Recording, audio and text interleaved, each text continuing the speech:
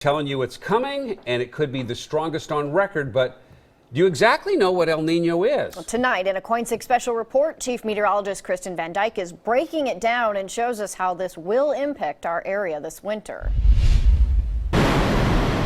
Off the Oregon coast, the water is cold.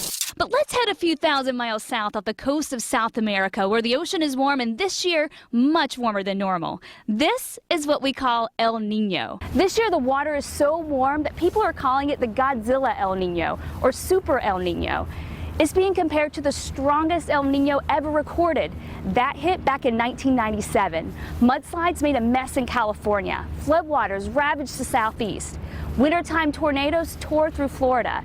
And the Midwest, which usually deals with very cold temperatures and feet of snow, had an extremely mild winter. So where did the snow and Arctic chill go? During El Nino, that warmer water off the coast of South America changes the jet stream, and that shifts the storm track, splitting it into two for a lot of the season. So you have the colder polar air staying to the north over Canada.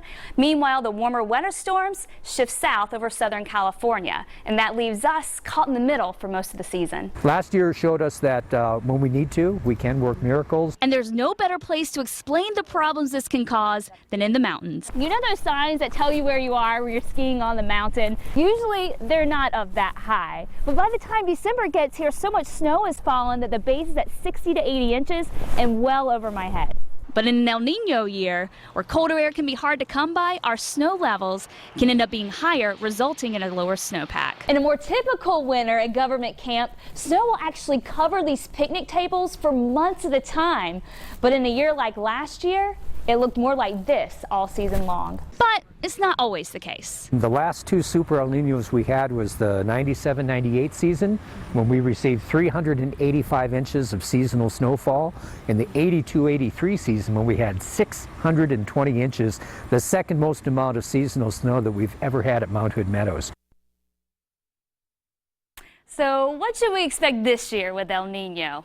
Well, we'll probably see warmer than normal temperatures, a little less low elevation snow, and possibly drier than normal conditions that tend to go either way. But there's one new wrinkle in this year's El Nino, and that's the blob. It's still lurking off our coast, and I'm going to detail that and explain how the two could interact coming up tomorrow night at 11.